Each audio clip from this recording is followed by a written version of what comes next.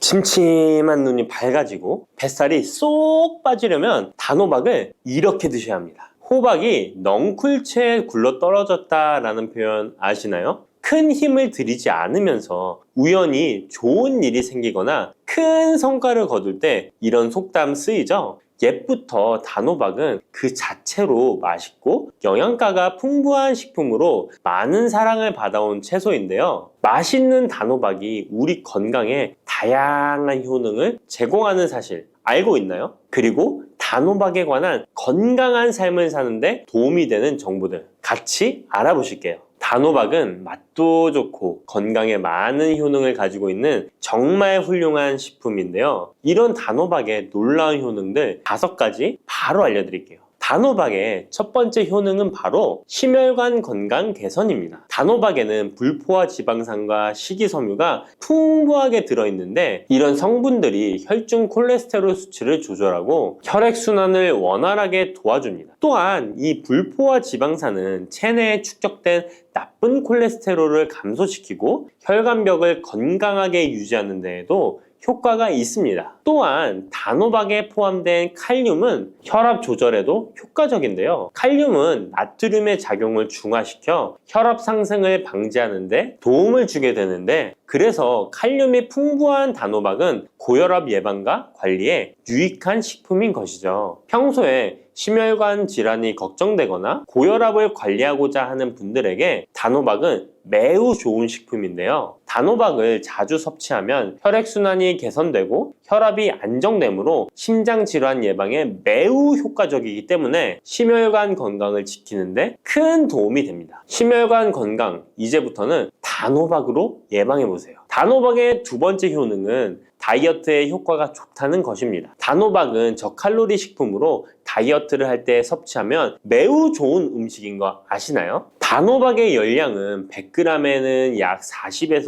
50kcal 정도밖에 안 되는데요. 보통 다이어트 하실 때 고구마 많이들 드시죠? 고구마의 열량은 100g당 약 85에서 110kcal인데요. 단호박의 칼로리는 고구마의 반도 안 되는 것이죠. 그래서 단호박은 다이어트 할 때 칼로리 걱정 없이 먹을 수 있습니다. 거기다 단호박은 식이섬유도 풍부해서 포만감을 오래 유지시켜줍니다. 이런 특징 덕분에 간식 대신 단호박을 드시면 과식을 방지할 수 있고 체중 조절에 효과적입니다. 또한 단호박의 식이섬유는 소화가 잘 되지 않아서 장에 천천히 흡수되기 때문에 혈당 조절에도 유익한데요. 급격한 혈당 상승을 막아주어 다이어트 중에도 혈당이 급격히 떨어지지 않게 도와주죠. 또한 다이어트 중에 발생할 수 있는 변비를 예방할 수 있기 때문에 체중 감량을 도울 뿐만 아니라 장 건강도 함께 챙길 수 있습니다. 다이어트 중이라면 단호박을 간식이나 식사 대용으로 활용해보세요. 맛도 좋고 영양도 풍부한 최고의 다이어트 식품입니다. 단호박의 세 번째 효능은 바로 눈 건강에 도움이 된다는 점입니다. 단호박에는 당근과 마찬가지로 비타민 A와 베타카로틴이 풍부하게 들어있는데요. 이 두 성분은 우리 눈의 건강을 지키는데 아주 중요한 역할을 합니다. 비타민 A는 눈의 망막을 건강하게 유지하는데 도움을 주고 시력 저하를 예방하는데 효과적이에요. 특히 야맹증 예방에도 도움을 줄 수가 있죠. 그리고 베타카로틴은 강력한 항산화 작용을 해주기 때문에 눈의 피로를 덜어주고 눈의 노화를 늦추는데도 도움을 줍니다. 혹시 하루 종일 스마트폰이나 모니터를 자주 보고 있지는 않으신가요? 화면을 계속 들여다보는 현대인들에게는 이 단호박에 들어있는 비타민 A는 특히 중요한 영양소라고 할 수 있죠. 눈이 피로하거나 건조감을 느끼신 분들에게 단호박은 자연적인 해결책이 될 수 있습니다. 단호박을 섭취하면 눈 건강을 지키고 나이가 들면서 생길 수 있는 시력 저하나 노화 방지에도 도움을 줄 수 있습니다. 단호박은 정말 건강에 많은 이점이 있는 식품이죠. 단호박의 놀라운 효능 네 번째는 면역력 강화입니다. 단호박에는 비타민 C와 아연이 풍부하게 들어있죠. 비타민 C는 면역 세포를 활성화시켜 감염 예방에 큰 도움을 주고 아연은 백혈구의 생성을 돕고 체내에서 염증 반응을 조절하여 면역 체계가 정상적으로 작동할 수 있게 도와줍니다. 이뿐만 아니라 단호박에 들어있는 항산화 물질들은 우리 몸의 세포를 보호하고 염증을 줄여 면역 기능을 더욱 향상시키는 데 도움을 주는데요. 특히 겨울철이나 환절기에 감기나 독감 예방을 위해 면역력 강화를 원하신다면 단호박을 꾸준히 섭취하시는 것이 좋은 식습관이 될 수 있습니다. 또 자주 피로감을 느끼거나 감기 등에 쉽게 걸리는 분들에게 단호박은 아주 좋은 식품이라는 것 알고 계시면 도움이 될 거예요. 단호박의 효능 5번째는 부종과 붓기를 개선하는데 도움을 주는 것입니다. 붓기에 호박이 좋다는 거 모르시는 분 없으시죠? 우리가 수술이나 시술을 받고 얼굴이 부을 때 약국에서 단호박즙 같은 거를 파는 것도 많이 보셨죠? 이는 단호박에는 칼륨이 풍부한데 칼륨은 체내에 있는 나트륨과 균형을 맞춰주고 몸 안에 불필요한 수분을 배출하는 역할을 합니다. 그래서 부종을 완화하고 몸의 붓기를 개선하는데 효과적이죠. 특히 평소에 손이나 발, 얼굴 등이 자주 붓는 분들에게 단호박을 섭취하면 체내 나트륨 농도를 조절해줘서 불필요한 수분이 빠져나가면서 붓기가 자연스럽게 완화될 수 있습니다. 이렇게 효능이 많은 단호박을 어떻게 섭취하느냐에 따라 그 효과가 달라질 수 있다는 사실 알고 계시나요? 섭취 방법에 따라 효능의 50%만 섭취하게 될 수도 있고 또 100%로 바뀔 수도 있는데요. 단호박 효능 100%로 섭취하는 방법 바로 소개해 드릴게요.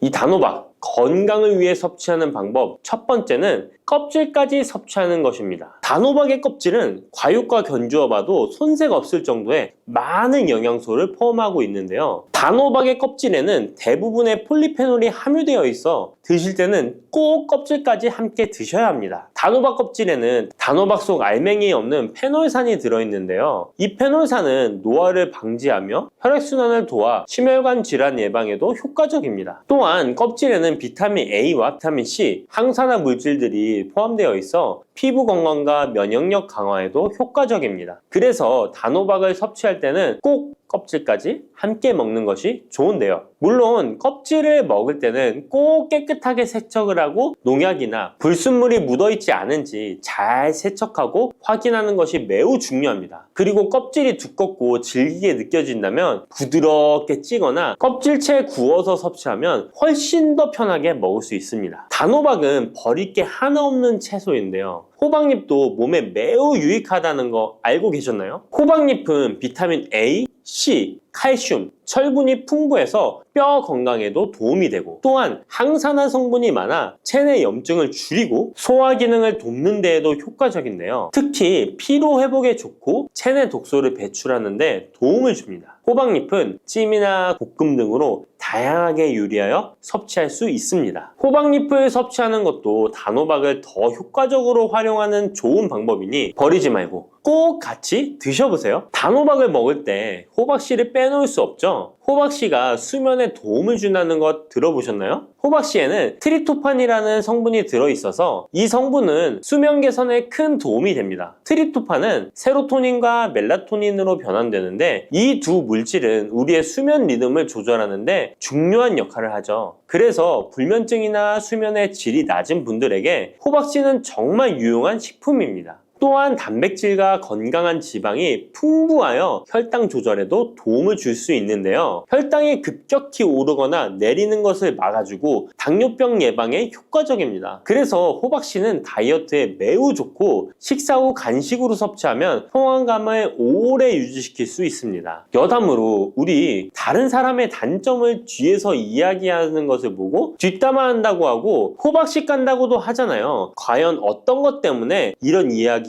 나왔을까요? 저도 궁금합니다. 아시는 분은 알려주세요. 이렇게 단호박은 아주 건강에 좋은 식품이지만 섭취 시 주의할 점이 있는데요. 건강을 지키기 위한 몇 가지 단호박 섭취 유의사항을 알아볼게요. 첫 번째는 껍질 섭취 시 소화 문제입니다. 단호박의 껍질은 건강에 많은 효능이 있지만 소화가 어려운 경우도 있을 수 있는데요. 특히 소화 기능이 약한 분들이나 위장에 민감한 분들은 껍질이 소화되지 않거나 불편함을 느낄 수 있습니다. 이런 분들은 단호박 껍질을 제거하고 속만 섭취하는 것이 좋습니다. 아니면 껍질을 먹을 때는 반드시 부드럽게 조리하여 섭취해서 소화 불량이나 복부 팽만감을 최대한 피하게 해야 합니다. 두 번째 유의사항은 알레르기 반응입니다. 단호박은 일반적으로 알레르기 반응을 일으키는 경우가 드물지만 일부 사람들은 호박에 알레르기가 있을 수 있는데요. 특히 호박이나 호박씨에 민감한 분들은 섭취 후 발진이나 가려움 등의 증상을 경험할 수 있습니다. 이런 증상이 나타난다면 단호박 섭취를 바로 중지하고 알레르기 전문의와 상담하는 것이 좋습니다. 알레르기 반응은 개인의 체질에 따라 다를 수 있기 때문에 처음 먹을 때는 소량으로 섭취하여 반응을 확인하는 것이 안전하다는 거 기억해 주세요. 단호박 섭취에 유의해야 할 사항 세 번째는 신장 질환이 있는 사람의 섭취입니다. 단호박은 칼륨이 풍부한 식품인데요. 신장 기능이 약한 분들은 칼륨 과다 섭취가 문제가 될 수 있습니다.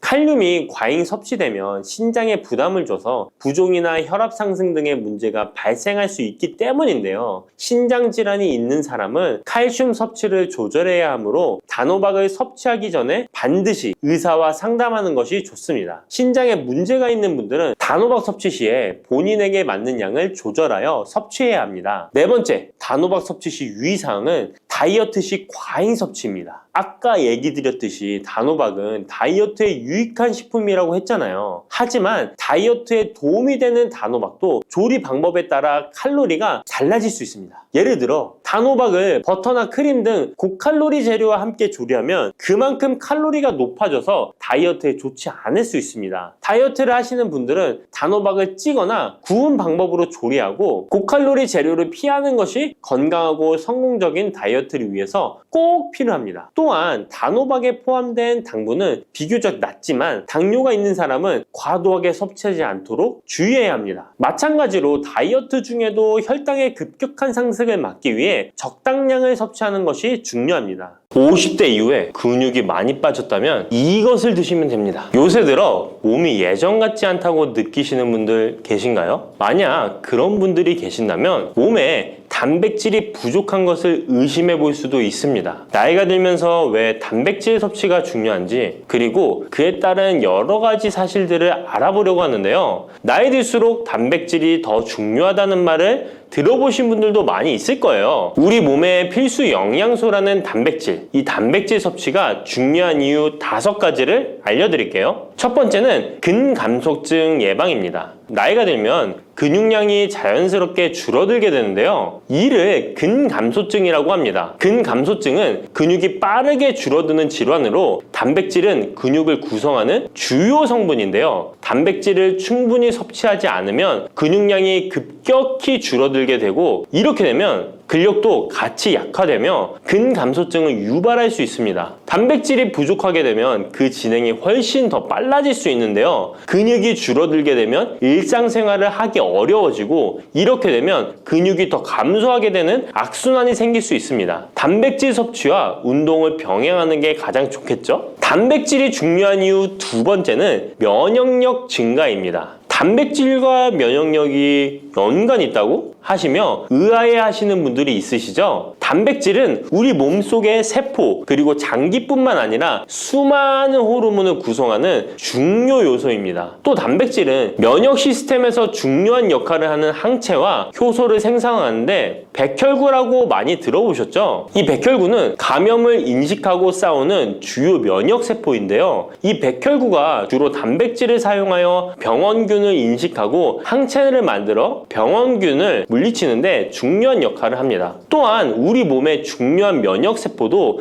감염에 대응할 때 단백질을 사용하여 신호를 보내고 병원균을 파괴하는 작용을 합니다. 나이가 들면서 면역 시스템이 약해지기 쉬운데 그럴수록 단백질을 충분히 섭취하면 면역력을 높일 수 있습니다. 단백질 섭취가 중요한 이유 3번째는 심혈관계 질환 예방입니다. 단백질은 심혈관 건강에도 영향을 주는데요. 특히 식물성 단백질이 도움을 줍니다. 예를 들자면 콩류와 견과류 등은 나쁜 콜레스테롤인 LDL의 수치를 낮추고 심혈관계 질환의 위험을 줄이는 데 도움이 됩니다. 특히 노년층에서 단백질 섭취는 고혈압, 동맥경화증, 심장병 등을 예방하는데 중요한 역할을 합니다. 네 번째는 피부의 탄력 저하를 예방합니다. 피부의 주 성분 중 하나인 콜라겐은 단백질로 이루어져 있는데요. 나이가 들면 콜라겐이 자연스럽게 감소하게 되는데 이로 인해 피부 탄력이 떨어지고 주름이 생깁니다. 이때 단백질을 충분히 섭취하면 피부 건강에도 좋은 영향을 주는데요. 단백질 공급은 피부 재생을 촉진시켜 피부 건강을 유지하는 데 도움을 줍니다. 다섯 번째는 골다공증 예방입니다. 나이 드신 여성분들은 특히 더 주목해주세요. 질병관리청의 보도자료에 따르면 대한민국 50세 이상의 골다공증 유병률은 22.5%로 약 5명 중 1명은 골다공증이 있는데요. 골다공증은 조용한 뼈 도둑이라고 불릴 정도로 초기 증상이 뚜렷하게 보이지 않지만 골다공증이 한 번 생기면 이로 인한 고관절, 척추, 손목 등의 골절이 생기기 쉽고 이로 인해 합병증 위험 또한 증가하는데요. 이 골다공증을 예방하는 데 중요한 요소가 바로 단백질입니다. 단백질은 뼈를 구성하는 중요한 요소 중 하나인데요. 뼈의 건강을 유지하는 데 필요한 칼슘과 함께 단백질은 뼈의 구조를 안정화시키고 골밀도를 높여서 골다공증을 예방하는 데 중요한 역할을 합니다. 한마디로 노년층에서 우리가 흔히 알고 있는 칼슘과 비타민 D와 함께 단백질 섭취를 증가시키면 뼈가 약해지는 것을 방지할 수 있습니다. 이렇게 중요한 우리 몸속의 단백질이 혹시 부족하게 된다면 무슨 일이 일어날까요? 단백질이 부족하면 여러 가지 신체 기능에 문제가 생기는데요. 첫 번째는 인지 기능 저하와 치매입니다. 단백질 부족이 치매를 유발한다니 놀라셨나요? 연구에 따르면 단백질이 뇌 건강을 유지하는 데 아주 중요한 역할을 합니다. 특히 기억력에 많은 영향을 주는데요. 단백질은 뇌에서 신경 전달 물질을 만들고 뇌세포의 구조를 유지하는 데 도움을 줍니다. 특히 학습과 기억력에 영향을 주는 시냅스에서 발생하는 신경 전달 물질의 방출과 수용체 활성화는 대부분 단백질에 의해 조절되는데 예를 들어 NMDA 수용체와 AMPA 수용체는 기억 형성에 중요한 역할을 하며 이것들은 모두 단백질로 구성되어 있습니다. 그래서 충분한 단백질을 공급받지 못하면 뇌 기능이 떨어지고 치매나 인지 기능 저하의 위험이 점점 커질 수 있는 가능성이 있다는 것이에요. 이러한 단백질 섭취가 우리 몸에 얼마나 중요한 영향을 끼치는지 다시 한번 아셨죠? 또 단백질이 부족하면 탈모도 일어날 수 있다는 거 아시나요? 혹시 머리카락이 점점 얇아지고 있는 거나 빠지고 있는 것 같다고 느끼시나요? 탈모도 단백질 부족과 관련이 있습니다. 우리 머리카락도 단백질인 케라틴으로 주로 이루어져 있기 때문에 단백질이 부족하면 머리카락이 자연스레 약해지고 그 증상이 점점 심해지면 탈모가 올 수 있습니다. 우리가 광고로 많이 접하는 탈모 영양제 같은 경우도 맥주 효모 성분과 머리카락을 이루고 있는 아미노산 단백질로 구성이 되어 있는 것을 보면 쉽게 이해가 가실 거예요. 그러니 건강한 모발을 생각한다면 단백질을 잊지 말고 섭취해야겠죠? 그런데 말입니다. 왜 노년층이 단백질을 더 많이 섭취해야 하는 걸까요? 젊은 사람들보다 더 중요한 이유가 있을까요? 그 이유는 노년층은 근육이 자연스럽게 감소하고 신진대사도 느려져서 기초대사량이 감소하기 때문에 체지방률이 증가할 수 있고 단백질의 체내 합성 능력 또한 떨어지게 되는데요. 그러면 근육량이 줄어들게 되고 그만큼 신체 활동도 힘들어지면서 일상생활에서 어려움을 겪을 수 있는 것입니다. 그래서 노년층일수록 단백질을 충분히 섭취해서 근육을 유지하는 게 매우 중요하답니다. 그런데 노년층은 소화 기능이 떨어지기 때문에 사실 고기나 생선 같은 동물성 단백질을 섭취하는 게 불편할 수 있고 또 나이가 드시면서 식사량이 감소하거나 식사 준비의 번거로움도 매끼 단백질을 챙겨 먹는데 어려움을 주는 게 사실입니다. 그래서 혼자 지내시는 분들은 더욱더 단백질 섭취가 어렵기도 합니다. 또한 어떤 분들은 체중 증가를 걱정해서 단백질이 고칼로리라고 생각해서 드시기를 꺼려 하기도 하고요. 그렇다고 해서 섭취하기 어렵다고 단백질의 섭취를 멀리해서는 절대 안 됩니다. 우리 몸에 이렇게 필수적인 단백질을 충분히 섭취하기 좋은 음식에는 무엇이 있을까요? 단백질을 섭취하기 좋은 추천 음식 4가지 바로 소개해 드릴게요. 첫 번째 식품은 계란입니다.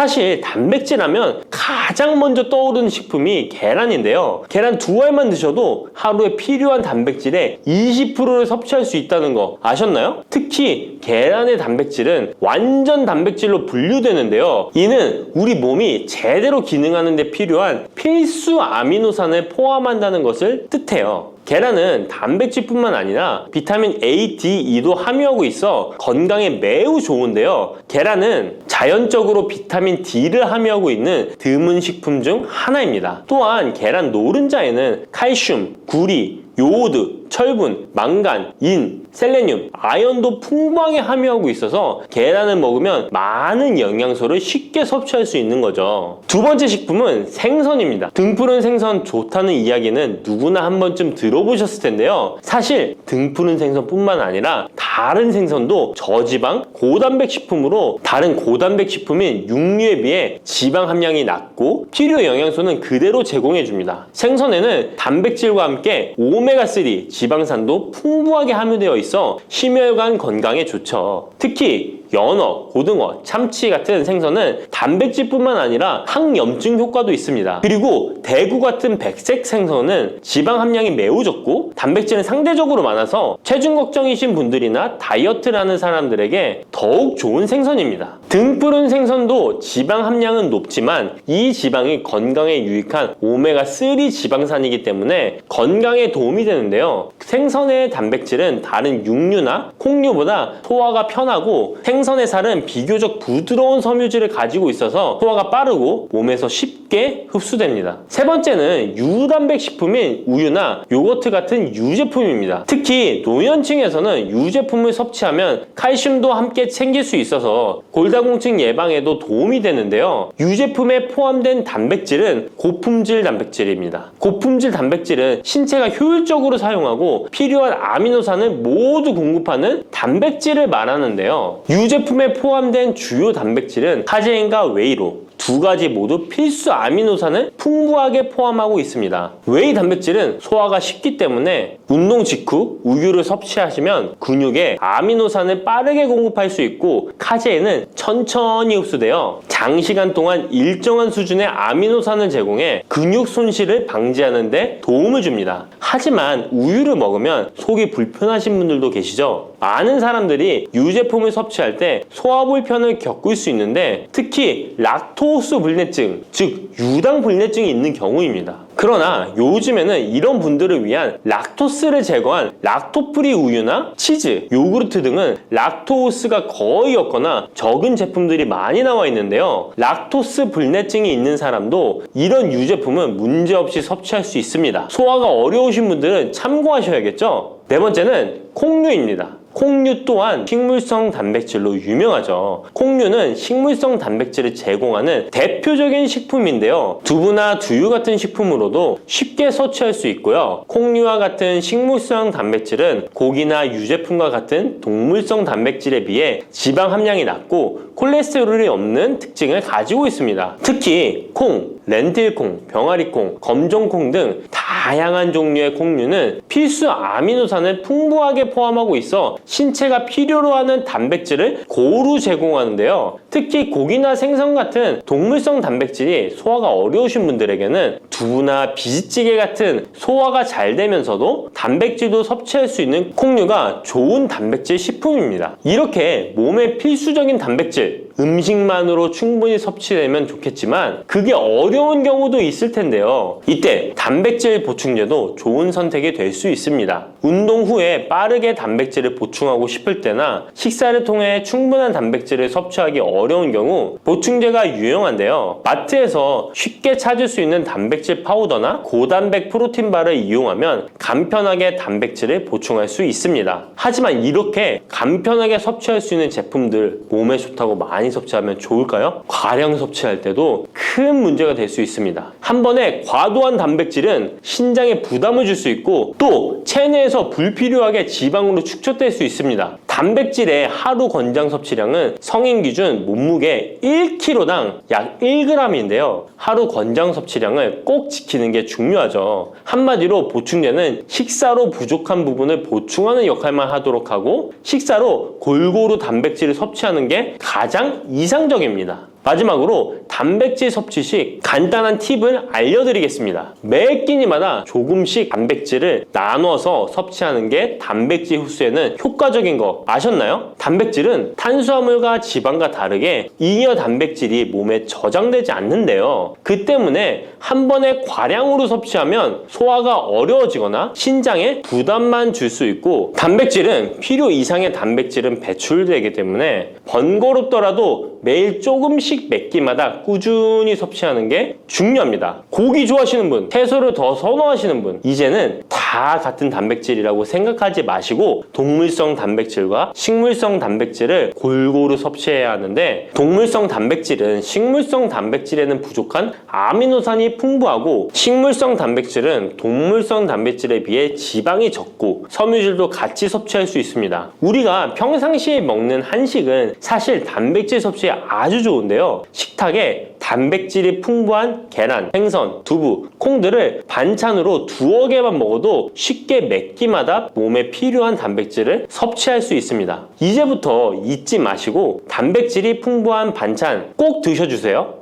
검은 콩 드실 때 제발 이렇게 드세요. 그래야 내장 지방 싹 녹아내리고 치매를 예방할 수 있어요. 검은 콩이 건강에 좋다는 사실 모두 알고 있을 텐데요. 특히 내장 지방을 없애 뱃살을 뺐는데 좋다고 알고 계실 거예요. 또한 검은 콩은 혈관에 쌓이는 콜레스테롤 수치도 낮춰주는 효과가 있다고 하는데요. 그래서 볶아도 먹고 밥에 넣어서도 많이 드시지 않나요? 근데 정작 우리의 뱃살은 빠지지 않고 콜레스테롤 수치도 낮아지지 않는데요. 그건 먹는 방법에 문제가 있기 때문이에요. 물론 검은 콩은 몸에 좋은 역할을 하는 효능이 많이 있지만 어떻게 먹느냐에 따라 오히려 몸에 독이 될 수도 있고 반대로 효능을 극대화시킬 수 있는데요. 그래서 검은 콩에 대해 아주 잘 알고 드셔야 합니다. 이미 잘 알고 계시는 것처럼 검은 콩은 대표적인 블랙푸드입니다. 물론 검은 깨와 흑미도 요즘 건강식으로 많이 찾으시는 식품이고요. 블랙푸드라는 게 말 그대로 껍질이 검정색이라서 블랙푸드인데요. 그렇다면 검은 콩은 도대체 뭐가 그렇게 좋은 걸까요? 검은 콩의 효능 중에 첫 번째는 항산화 효과입니다. 검은 콩에는 플라보노이드라는 강력한 항산화 성분이 풍부하게 들어있는데요. 플라보노이드는 식물세포에 존재하는 물질로 항산화 작용을 통해 우리 몸에 산화 스트레스를 줄여주는 역할을 합니다.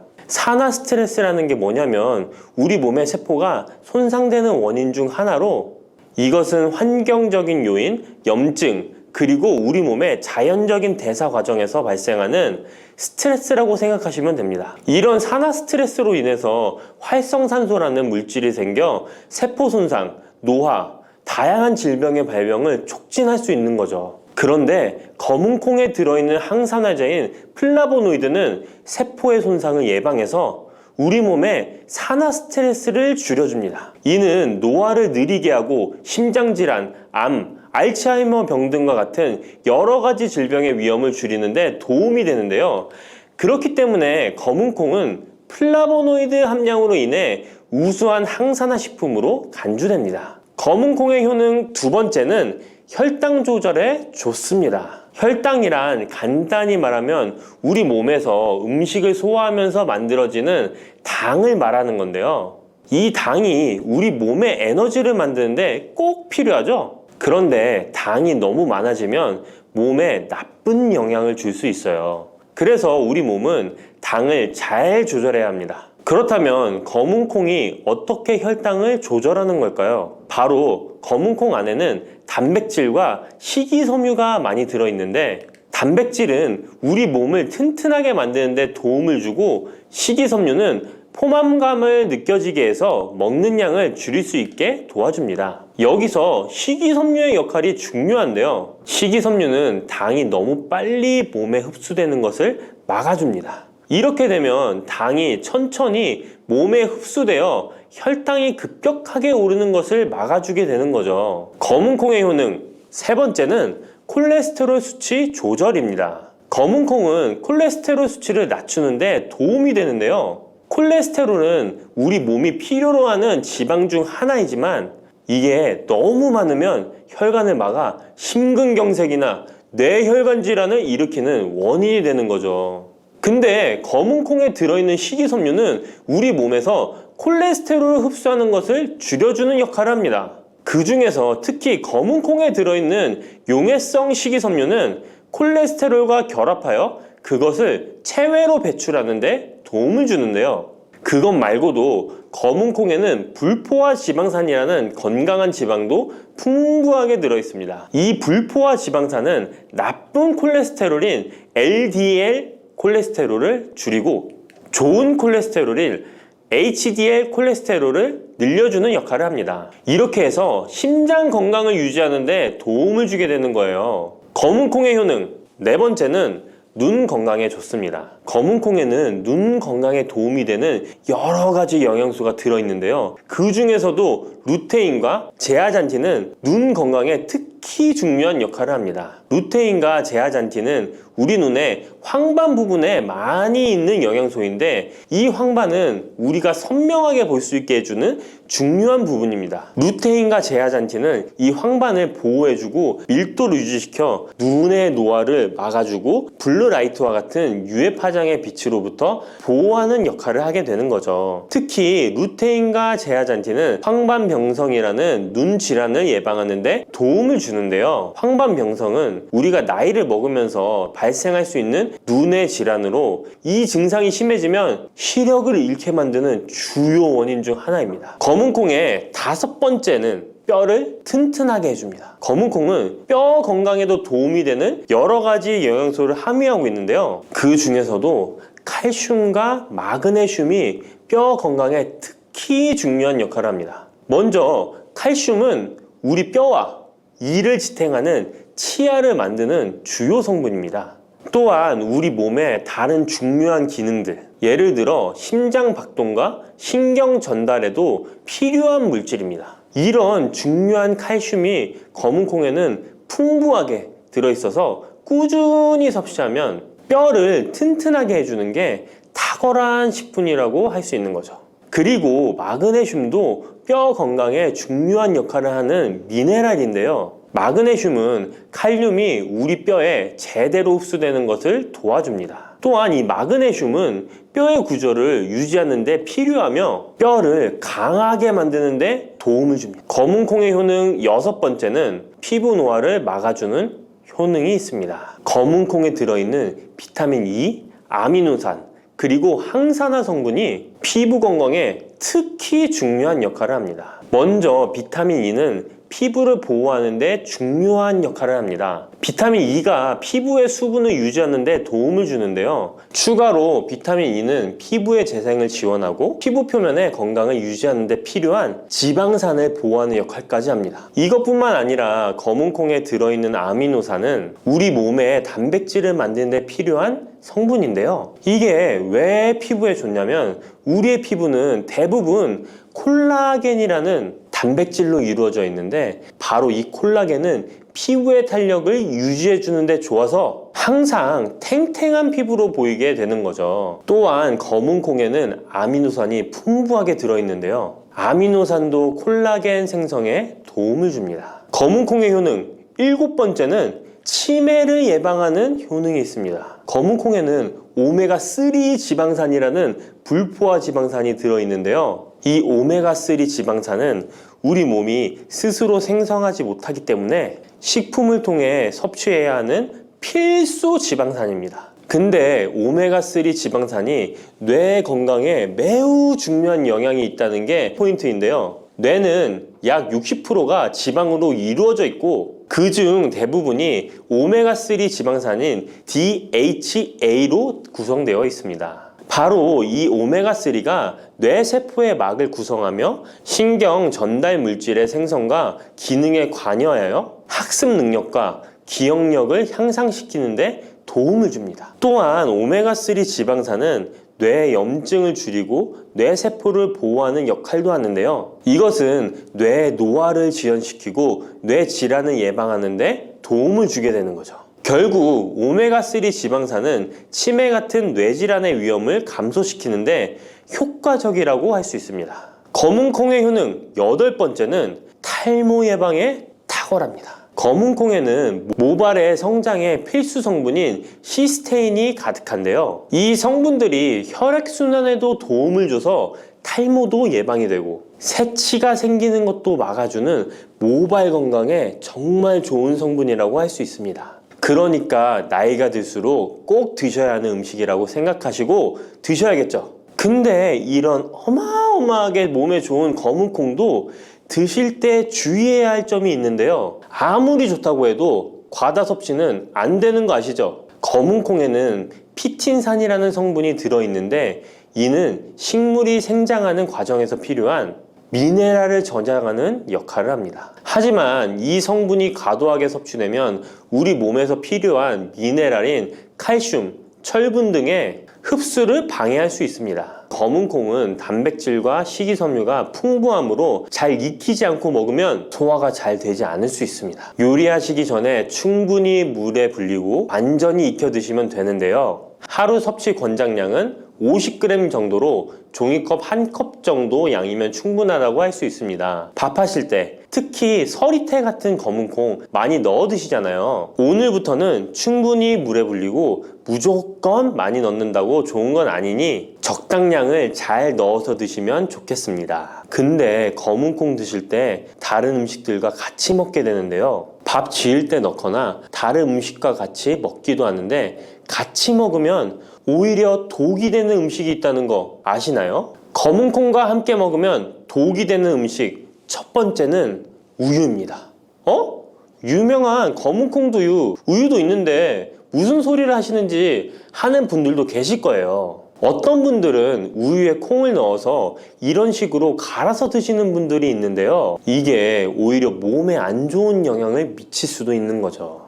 왜냐면 검은콩과 우유를 동시에 섭취하면 피틴산과 칼륨 사이에 상호작용이 발생할 수 있는데요. 검은콩에는 피틴산이라는 성분이 들어있는데 피틴산은 식물이 생장하는 과정에서 필요한 미네랄을 저장하는 역할을 합니다. 이 성분은 우리 몸에서 필요한 미네랄인 칼슘, 철분 등의 흡수를 방해할 수 있습니다. 반대로 우유는 칼슘의 중요한 공급원이고 우리 몸에서는 칼슘이 뼈와 이를 구성하여 신경, 근육 기능, 혈액 응고 등에 꼭 필요한 성분이죠. 근데 피틴산이 풍부한 검은콩과 칼슘이 풍부한 우유를 같이 먹으면 피틴산이 칼슘의 흡수를 방해하여 우유의 영양소가 제대로 흡수되지 않을 수 있습니다. 같이 드시면 절대 안 되거나 나쁜 큰 영향을 미친다는 것이 아니라 각각의 영양소의 섭취 목적으로는 따로 먹는 걸 추천드리는 거예요. 오해하시면 안 돼요. 검은콩과 함께 먹으면 독이 되는 음식 두 번째는 토마토입니다. 왜냐면 토마토가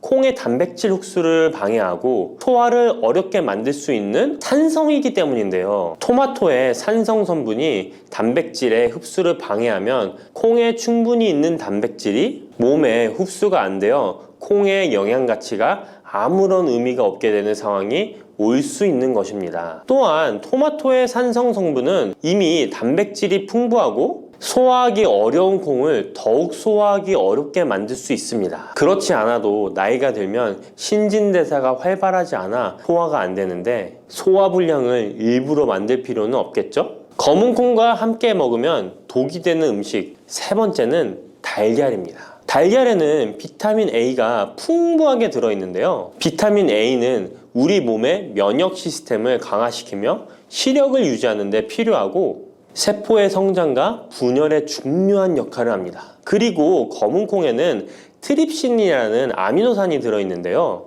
트립신은 우리 몸에 단백질을 만드는데 필요한 중요한 구성 요소이며 신경 전달 물질인 세로토닌과 멜라토닌의 생산에도 필요한 아미노산입니다. 그런데 달걀의 비타민 A와 검은콩의 트립신이 함께 섭취되면 어떻게 될까요? 둘 사이에 화학적 상호작용이 발생하여 소화 과정에 영향을 미칠 수 있는데요. 이 상호작용은 단백질의 소화를 방해하거나 비타민 A의 흡수를 저해하게 되는 거죠. 트립신은 소화효소의 활동을 저해하는 특성이 있습니다. 따라서 트립신이 풍부한 검은콩과 비타민 A가 풍부한 달걀을 함께 섭취하면 좋은 영양소를 흡수 못하는 결과를 가져올 수 있습니다. 앞으로는 무심코 검은 콩과 같이 먹을 때 독이 되는 음식은 같이 안 드셨으면 좋겠습니다. 그렇다면 같이 먹을 때 궁합이 정말 잘 맞는 음식도 있지 않을까요?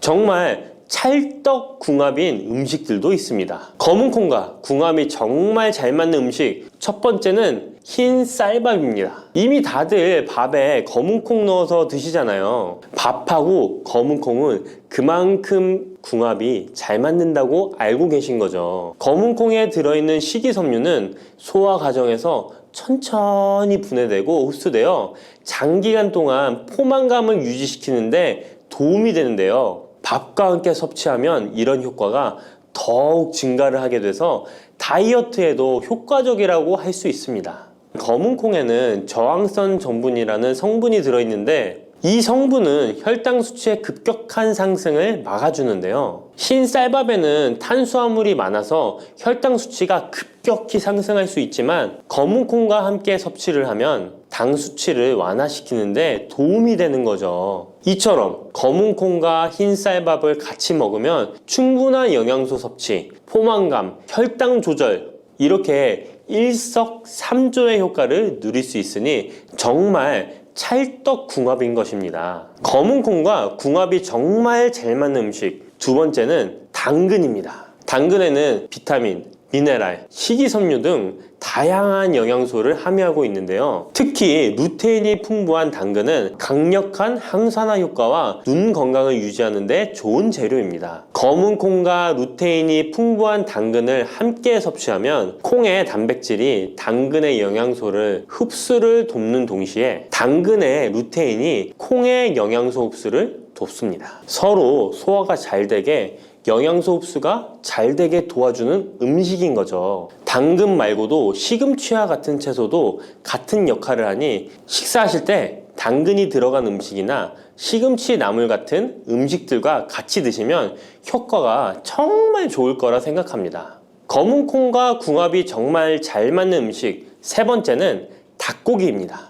검은 콩은 식물성 단백질의 좋은 원천이라고 잘 알고 있을 거예요. 근데 식물성 단백질은 동물성 단백질에 비해 필수 아미노산의 비율이 적은데요. 필수 아미노산은 우리 몸이 스스로 생산할 수 없는 아미노산으로 반드시 음식을 통해 섭취해야 하는 성분입니다. 닭고기는 동물성 단백질의 좋은 원천이며 모든 필수 아미노산을 골고루 함유하고 있습니다. 따라서 검은 콩과 닭고기를 함께 섭취하면 두 가지 종류의 단백질이 서로를 보완하게 되는데요. 이렇게 함께 섭취하면 검은 콩에서는 얻을 수 없는 필수 아미노산을 닭고기에서 보충할 수 있습니다. 반대로 동물성 단백질만을 섭취할 때보다 식물성 단백질의 섭취 비율을 늘려주는 것은 심혈관 건강에도 정말 좋은 효과를 볼 수 있습니다.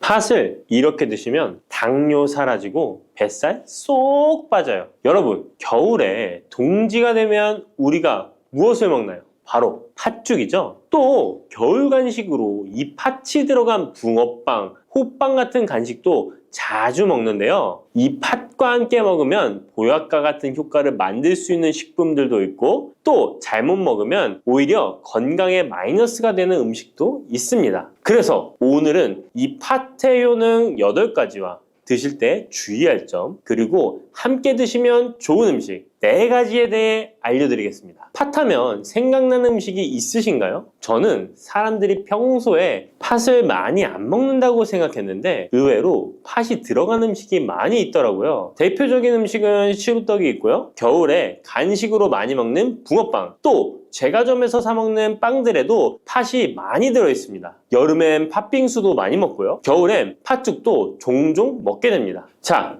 이런 팥 요리를 집에서 해먹는 경우도 많은데 팥을 집에서 직접 삶을 때 혹시 소다를 넣고 삶는 분들 많으시지 않나요? 팥을 삶을 때 소다를 넣게 되면 팥의 색상이 더욱 선명해지고 팥을 더욱 부드럽게 해주어 팥을 삶는데 걸리는 시간을 단축시켜주기 때문인데요. 하지만 앞으로는 절대 소다를 사용하시지 마시기 바랍니다. 그 이유는 소다를 넣고 팥을 삶게 되면 팥의 영양소가 파괴돼서 팥에 좋은 성분을 먹을 수 없게 되기 때문인데요. 자, 그래서 어떻게 팥 요리를 하는 게 좋은지 알려드릴게요. 팥을 삶을 때 먼저 흐르는 물에 깨끗이 세척해서 이물질을 제거해 주시고요. 물에 담가 약 4시간 정도 불려주십니다. 그렇게 불린 팥을 물에 넣어 삶아주면 붉은색의 팥 삶은 물이 생기잖아요. 바로 이 팥을 삶은 물이 건강에 정말 좋다는 사실 알고 계셨나요? 그 이유는 팥에 들어있는 사포닌이라는 성분 때문입니다. 간혹 팥 삶은 첫물에는 팥에 독소가 있어서 버려야 한다는 분들이 계신데요. 이는 잘못된 정보입니다. 왜냐하면 팥 삶은 첫물에 사포닌 성분이 가장 많이 들어있기 때문에 이걸 버리지 마시고 따로 담가 두었다가 하루에 한두 잔씩 차로 드시면 좋습니다. 자, 그럼 이제 팥의 구체적인 효능에 대해 말씀드릴 건데, 첫 번째는 혈관 건강에 많은 도움이 된다는 것입니다. 앞에 말씀드린 팥물은 혈관 청소부라는 별명이 있을 정도로 혈관을 깨끗하게 해주는 효능이 있습니다. 그 이유는 팥에 함유된 강력한 항산화 성분인 안토시아닌이 혈관 내 활성산소를 제거해줘서 혈관 세포 손상을 예방해주기 때문입니다. 또한 안토시아닌은 혈관 내의 염증을 줄여줘서 염증성 질환에도 좋은 효과가 있고요. 나쁜 콜레스테롤 수치를 줄여주는 효과가 있어서 고지혈증을 예방하며 심장질환의 위험도 줄이는데 큰 도움을 줄 수 있습니다. 이뿐 아니라 조선시대 기록에 보면 이 팥물로 세안을 했다는 기록이 있는데요. 팥물로 세안을 하면 피부의 노폐물을 제거하는 데 좋고 피부를 맑고 건강하게 해준다고 합니다. 비누가 없던 시절에 피부 건강을 위해 사용했던 선조들의 지혜가 정말 놀랍지 않나요? 당뇨병의 개선에 도움을 준다는 것입니다. 2014년에 발표된 한 연구에서 팥을 섭취하는 것이 2형 당뇨병 환자의 혈당 수치와 인슐린 저항성을 개선하는데 도움이 되는 것으로 보고가 됐습니다. 이 연구에서는 4주 동안 매일 팥을 섭취한 결과 당뇨 환자들의 공복 혈당 수치가 무려 평균 19.5% 감소하였고 인슐린 저항성 또한 줄어든 것으로 나타나서 당뇨가 있거나 당뇨 예방이 필요하신 분들은 꼭 팥을 꾸준히 드셔보시기 권해드립니다. 세 번째 팥의 효능은 몸의 부종을 제거하고 다이어트에 도움을 주는 것입니다. TV에서 연예인들이 이 팥으로 다이어트를 해서 효과를 봤다고 했던 적도 있었고요. 한의학 책 중에 본초 강목에 보면 팥을 오랫동안 먹으면 여위고 마르기 때문에 살찐 사람이 먹는 것이 좋다라는 내용이 나옵니다. 그래서 한의원에서 다이어트 처방을 할 때도 팥을 쓰는 경우가 많이 있는데요. 그 이유는 바로 팥에 들어있는 칼륨 때문입니다. 팥에는 쌀의 10배 이상, 바나나에 약 4배 이상의 칼륨이 들어있는데요. 이 칼륨이 몸 안에 나트륨 배출을 도와서 당뇨 환자들의 신장 부담을 줄여주고 혈압 상승을 억제해주는 효능이 있고요. 또한 이뇨작용이 있어서 이를 통해 부종을 줄여줄 수가 있습니다. 그래서 우리가 보통 물살이라고 부르는 잘 부으면서 살이 찌는 분들은 다이어트에 이 팥을 이용하시면 효과를 볼 수가 있습니다. 그래서 그에 대한 연구 결과도 있었는데요. 실험주에 팥 추출물을 먹였더니 근육 손실 없이 체지방 함량이 30% 이상 줄었고 몸무게도 37%나 감소했다고 합니다. 사람과 똑같을 수는 없지만 분명히 팥이 체중 감량에 도움이 된다는 결과라고 볼 수가 있습니다. 네 번째, 팥의 효능은 변비를 개선하는 데 도움을 주는 겁니다. 팥에는 사포닌뿐 아니라 많은 식이섬유가 들어있기 때문인데요. 사과에 비해서 약 10배나 많은 식이섬유가 들어있습니다. 그래서 팥을 섭취하게 되면 이 식이섬유가 장 운동을 활발히 하고 대변을 부드럽게 만들어 배변을 원활하게 해줄 수 있고요. 또한 이 식이섬유는 장에 있는 유익균들에게 풍부한 먹이를 제공해주기 때문에 장내 유익균의 증식에도 직접적으로 효과를 줍니다. 이를 통해서 장의 전반적인 환경을 좋게 바꿔줄 수가 있고 이것은 몸의 면역력 향상과도 연결되어 있기 때문에 우리가 프로바이오틱스를 복용할 때도 팥을 함께 드셔보면 그 효과가 커지는 것을 느끼실 수가 있을 겁니다. 다섯 번째 팥의 효능은 탈모 예방에 도움을 준다는 것입니다. 나이가 들면서 머리숱이 점점 없어져 고민하시는 분들 정말 많은데요. 팥과 함께 천연 탈모약이라 불리는 수수를 함께 드신다면 탈모 예방에 큰 도움을 받을 수 있습니다. 그 이유는 바로 팥과 수수에 들어있는 비오틴이라는 성분 때문인데요. 이 비오틴은 모발의 모공에서 자라는 태어난 단계부터 필요하고 손상된 머릿결이 재생되는 데까지 관여하는 정말 중요한 성분입니다. 건강한 머릿결을 만드는데 꼭 필요한 성분이라고 할 수 있습니다. 비오틴이 몸속에서 부족한 현상이 나타나면 머리카락이 얇아지면서 많이 빠지게 되고, 또한 두피가 건조해지고 가려움증이 생기면서 탈모를 가속화할 수 있습니다. 그런데 팥에는 이 비오틴뿐 아니라 모발 성장에 도움이 되는 아미노산이 풍부하고 수수에는 미네랄 성분이 풍부하여 머리카락을 건강하게 유지하는데 직접적으로 도움을 주게 되고요. 또한 팥과 수수에 함유된 항산화 물질들이 머릿결을 상하게 하는 자유 라디칼 성분을 중화해 주어 머리카락 건강에 큰 도움을 주는 것입니다. 여섯 번째 팥의 효능은 우리나라 사람에 꼭 필요한 탄수화물 소화를 돕는다는 것입니다. 이는 팥에 함유되어 있는 비타민 B의 역할 때문인데요. 비타민 B는 탄수화물, 단백질, 지방을 에너지로 변환하여 우리 몸을 충전해주는 역할을 합니다. 또한 신경 전달 물질인 뉴로트랜스미터의 합성에 관여해 뇌신경을 건강하게 하는 데에도 도움을 줍니다. 팥을 잘 섭취하면 뇌를 건강하게 해주어 치매 예방에도 도움이 되는 것입니다. 자, 앞에서 팥과 함께 먹으면 좋은 음식이 수수가 나왔는데요. 하나 더 말씀드릴게요. 바로 호박입니다. 호박은 기본적으로 여러 영양 성분이 풍부하지만 호박에는 비타민 B가 없어서 호박과 팥을 함께 드시면 서로의 부족한 부분을 채워줄 수가 있고요. 또한 호박에도 소화 기능을 개선해주는 기능이 있어서 팥과 함께 드시면 시너지 효과가 있고요. 그리고 팥처럼 호박에도 이뇨작용이 있는데요. 팥과 호박의 이뇨작용은 과정이 약간 다릅니다. 팥은 몸속의 부종, 노폐물과 독소를 빨아들여서 배출하는 이뇨작용을 하는 것이고요. 호박은 신장에서 만들어지는 호르몬의 분비를 억제하여 이뇨작용을 촉진하게 되는데, 이렇게 되면 신장에 과다하게 축적되는 수분을 배출하는 역할을 해줄 수가 있어서 더 도움이 될 수 있습니다. 일곱 번째 팥의 효능은 빈혈을 개선하는 데 도움을 주는 것입니다. 보통 우리 몸에 철분이 부족해지면 빈혈 증상이 나타나죠. 빈혈로 인해 어지러움, 두통, 체력 저하 등의 증상이 나타나게 되는데, 팥에는 앞에서 얘기한 단백질, 식이섬유, 칼륨, 비타민, 비오틴뿐만 아니라 바로 칼슘과 철분 또한 풍부합니다. 팥에 함유된 철분의 함량이 우유의 약 100배나 된다는 사실 알고 계셨나요? 그래서 팥을 드시면 철분 부족으로 인한 빈혈을 개선하는데 도움이 되기 때문에 빈혈이 있으신 분들은 꼭 기억하시면 좋겠습니다. 여덟 번째 팥의 효능은 스트레스를 줄여주는데 도움을 준다는 것입니다. 팥에 함유된 비타민 B가 신경계를 안정화시켜주는 효과가 있어서 스트레스로 오는 증상들을 줄여줄 수가 있고요. 또 팥에는 마그네슘의 함량도 높은데요. 마그네슘 또한 신체의 스트레스 반응을 조절하는데 중요한 역할을 합니다. 팥 속에 들어있는 마그네슘을 통해서 스트레스로부터 몸이 회복되는 데 도움을 받을 수가 있습니다. 그리고 팥에는 복합 탄수화물도 풍부한데요. 복합 탄수화물은 천천히 소화되어 급격한 혈당 상승을 방지하고 일정한 에너지 공급을 유지하는 데 도움이 됩니다. 이는 스트레스 상황에서도 안정적인 에너지 공급을 유지할 수 있게 해줘서 스트레스를 관리하는 데 도움이 될 수 있습니다. 이렇게 좋은 팥도 드실 때 주의사항이 있는데요. 과하게 많이 드시면 이뇨작용 때문에 몸에 무리를 줄 수 있는데요. 이를 방지할 수 있는 방법이 있습니다. 바로 찹쌀과 함께 드시는 겁니다. 팥죽을 끓일 때 찹쌀을 넣어 함께 죽을 만드는 경우도 있고, 쫄깃쫄깃한 찹쌀로 경단, 새알을 만들어 넣어 먹는 경우도 있죠. 선조들의 지혜가 정말 놀라운데요. 이렇게 찹쌀과 팥을 함께 드시면 팥 때문에 몸 안에 수분이 과하게 빠져나가는 것을 찹쌀이 막아줘서 문제가 생기지 않게 해주는 것입니다. 그리고 다른 주의사항은 팥의 찬 성질인데요. 그래서 장이 좋지 않은 분들이 팥물을 많이 드시게 되면 소화불량, 복부팽만, 복부 통증을 일으킬 수 있으니까 주의하셔서 조금씩 드셔보시는 게 좋고요. 만약에 이런 점이 불편한 경우에는 생강과 함께 드시면